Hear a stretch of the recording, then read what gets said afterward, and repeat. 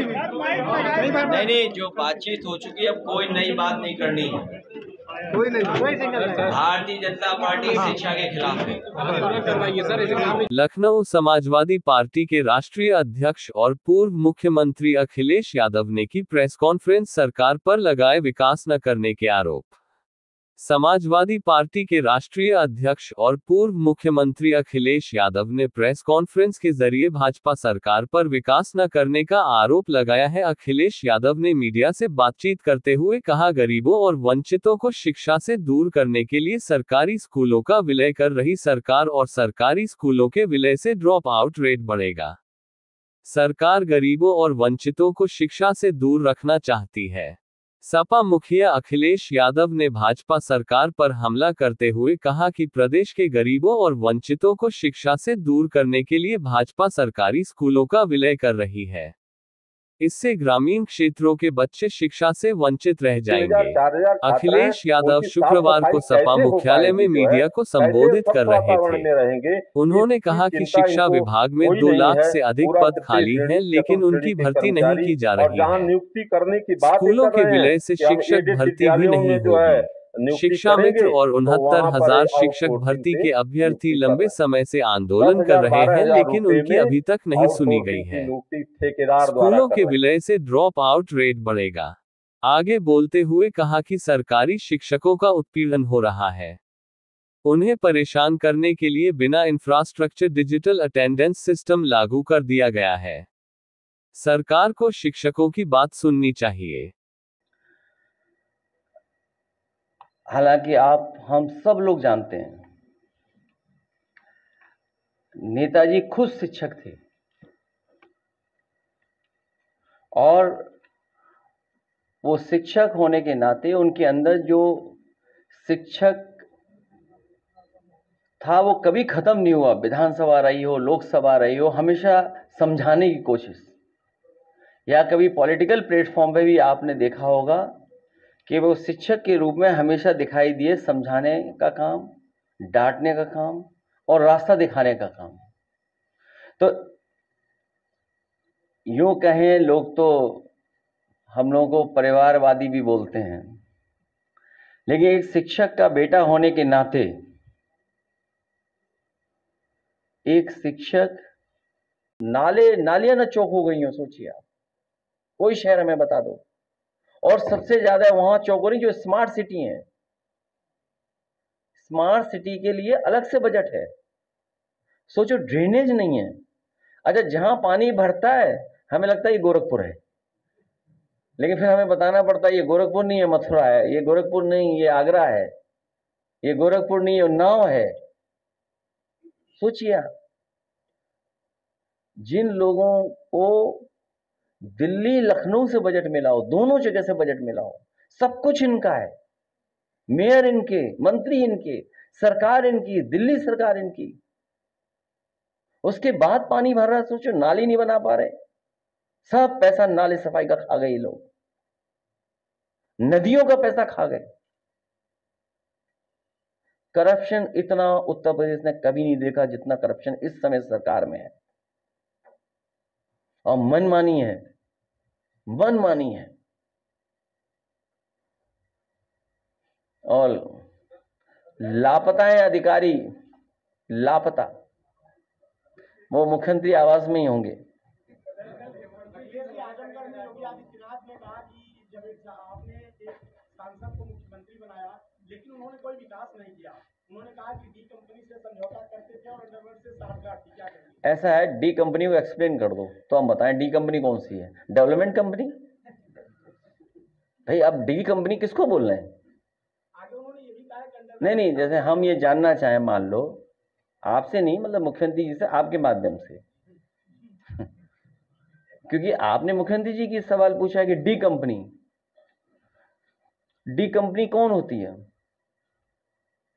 D company किसने रोका है? डी कंपनी के लिए, डी कंपनी से डी कंपनी किसको बोलते हैं?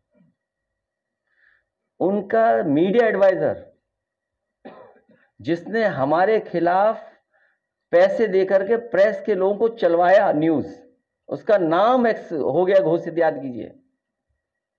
नाम सब जान गए, सब पत्रकार जानते हैं उसका नाम। उसका लेन देन तो डी कंपनी से ही था, इसलिए उन्हें डी कंपनी याद आ रही है। बताओ डी कंपनी से लेन देन था कि नहीं था? हैं?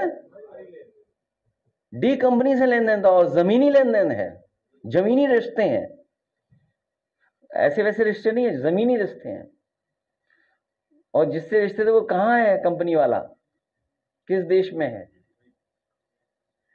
तो ये जिस जिस हाईवे से, मतलब क्या बोले उसके लिए, अनपार्लियामेंट्री लैंग्वेज नहीं बोलनी चाहिए, शब्द तो आया था लेकिन मैं बोल नहीं सकता। जिससे लिंक हुआ है वो हाईवे किसका बनाया हुआ है? वो नेताजी की वजह से बना था। मैं आज आपको बता दूं, पूर्वांचल एक्सप्रेस वे किसी ने नहीं मांगा, किसी भी नेता ने नहीं मांगा, किसी भी पॉलिटिकल व्यक्ति ने नहीं मांगा, किसी भी प्रेस के साथी ने नहीं मांगा। जब आगरा लखनऊ एक्सप्रेस वे बन गया पूरा, उस समय नेताजी की वजह से, क्योंकि आजमगढ़ की जनता ने नेताजी को लोकसभा चुन करके भेजा था आजमगढ़ को जोड़ने के लिए और गाजीपुर को जोड़ने के लिए और बलिया को जोड़ने के लिए, मैंने खुद उसका अनाउंस किया था विधानसभा के सामने। सभी कैबिनेट मंत्रियों ने, हमने सबने मिलकर के शिलान्यास किया था, लैंड एक्विजिशन की थी। लैंड एक्विजिशन के बाद जब आप 50% लैंड एक्विजिशन कर लेते हैं या सहमति कर लेते हैं, तभी आप टेंडर कर सकते हैं, ये रूल्स हैं सीबीसी के।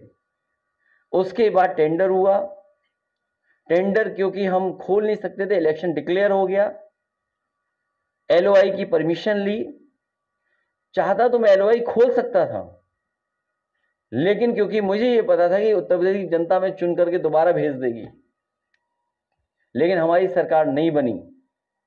ये लोग सरकार में आए, जिस मानक से समाजवादी पूर्वांचल एक्सप्रेसवे बनना था, इंडियन रोड कांग्रेस के मानक से बनना था।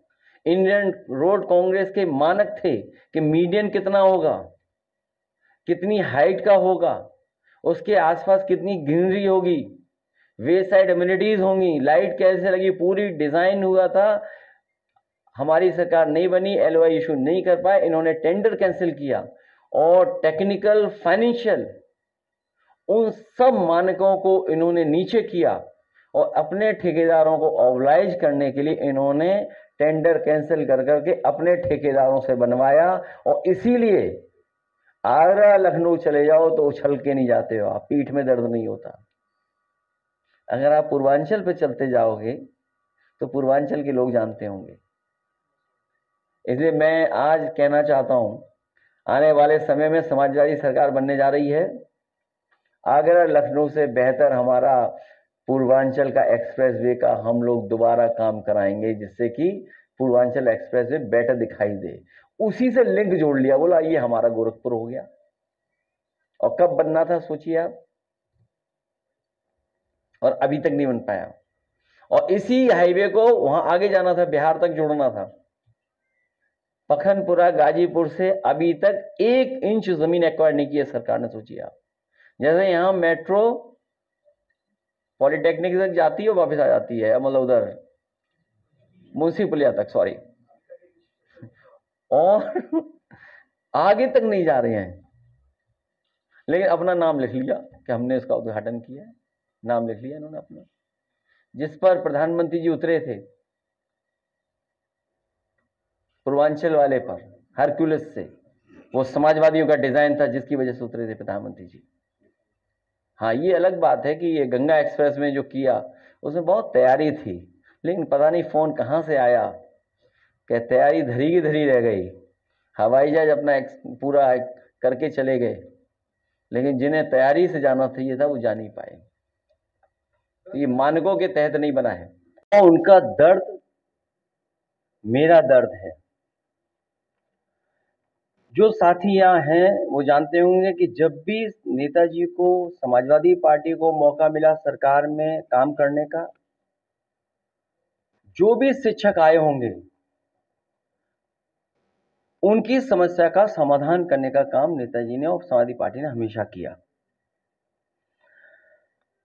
मैं कुछ बात आपके बीच शिक्षकों की और फिर उनकी इश्यूज को हमारे बाईं तरफ और दाईं तरफ लोग बैठे हैं वो एड्रेस कर देंगे, और पीछे जो छात्र पिछले कई वर्षों से शिक्षक जो आंदोलन कर रहे हैं, अपनी बात सरकार तक पहुंचाने की कोशिश कर रहे हैं, लोकतांत्रिक तरीके से कोर्ट में जाकर के अपनी बात को पहुंचाने का कर रहे हैं, उसके बाद भी सरकार अनसुनी कर रही है।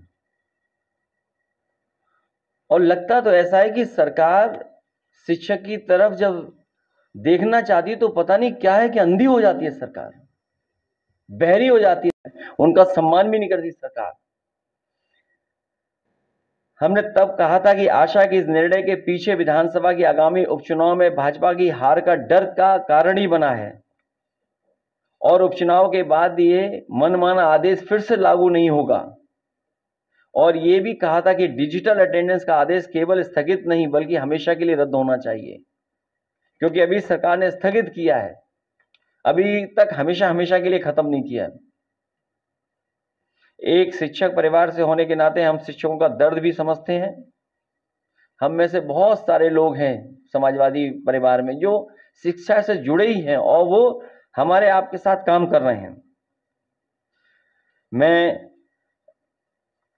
एक भरोसा दिला सकता हूं कि समाजवादी पार्टी हम सब लोग हमेशा शिक्षकों के साथ हैं, उन तमाम छात्र नौजवानों के साथ हैं जो वर्षों से संघर्ष, वर्षों से अपनी मांग को लेकर के डटे हुए हैं।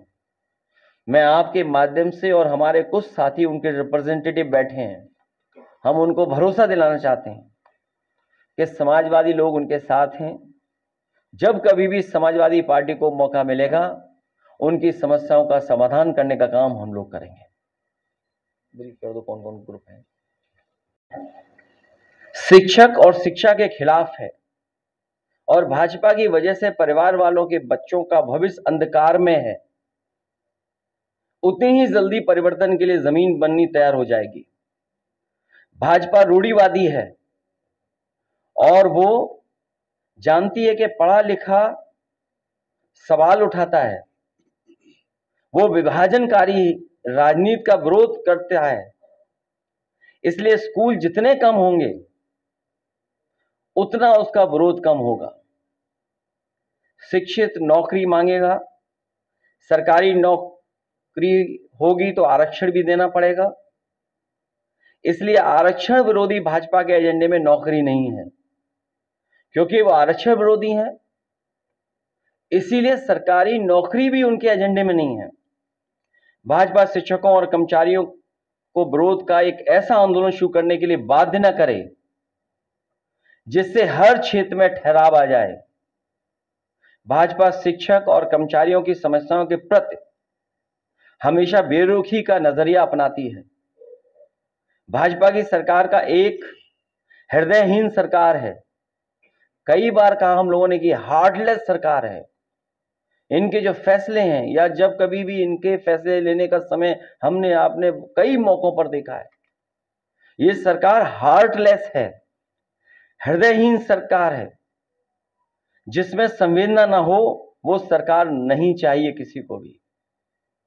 सबको याद है कि हमने ऑनलाइन हाजिरी के आंदोलन के समय कहा था, शिक्षकों पर विश्वास करने से ही अच्छी पीढ़ी जन्म लेती है। कोई शिक्षक देर से स्कूल नहीं पहुंचना चाहता है, लेकिन आपका इंफ्रास्ट्रक्चर क्या है? कोई शिक्षक कभी नहीं चाहेगा कि वो स्कूल लेट पहुंचे, लेकिन आपका इंफ्रास्ट्रक्चर क्या है? कोई शिक्षक देर से स्कूल नहीं पहुंच